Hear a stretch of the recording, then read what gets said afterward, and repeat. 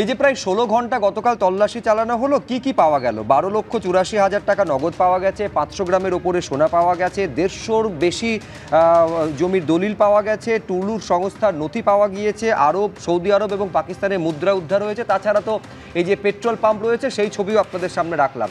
এই সাইগাল হোসেন ছিলেন অনুব্রত মণ্ডলের দেহরক্ষী। মানে একজন দেহরক্ষী যদি এই পরিমাণে সম্পত্তি হতে পারে, তাহলে যার দেহরক্ষী ছিলেন তার কি হতে পারে, এই নিয়ে কিন্তু চর্চা আজ থেকে নয়, তখন থেকে শুরু হয়েছিল। গরু পাচার মামলায় যখন এই সিবিআই গ্রেফতার করেছিল সাইগাল হোসেনকে, তারপরে কয়েক মাসের মধ্যে গ্রেফতার করা হয়েছিল অনুব্রত মণ্ডলকে, তিহারে তার ঠাঁই হয়েছিল। এক্ষেত্রে কি সাইগালের সূত্র ধরে অনুব্রত পর্যন্ত যেতে পারবেন তদন্তকারীরা, নাকি শিবির বদলের কিছুটা বেনিফিট অফ ডাউট তিনি পেতে পারেন? শীর্ষেন্দুটা কি মনে হয়?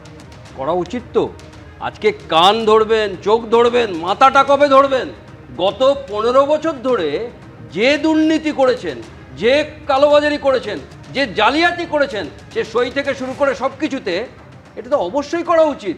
আজকে যারই টাকা পাওয়া যাচ্ছে তার সঙ্গে সোনা পাওয়া যাচ্ছে।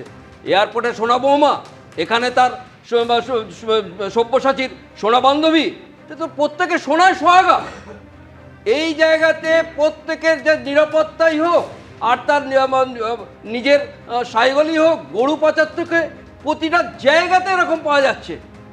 আজকে খনি থেকে পাথর খাদান, MMDR 1957 যে অ্যাক্ট, সেই অ্যাক্টগুলো মনে হয় PMLA, কালো টাকাকে সাদা করার যে পদ্ধতি, তো prevention of money laundering act মানা হয়েছিল, কিছুই তো করা হয়নি।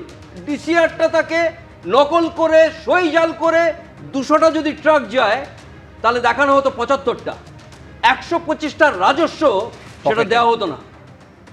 একটা উদাহরণ বলতো, আজকে 300 কোটির জায়গায় 100 কোটি দেওয়া হতো। কি যাচ্ছে, সেটা কি বাংলা উন্নয়ন হবে?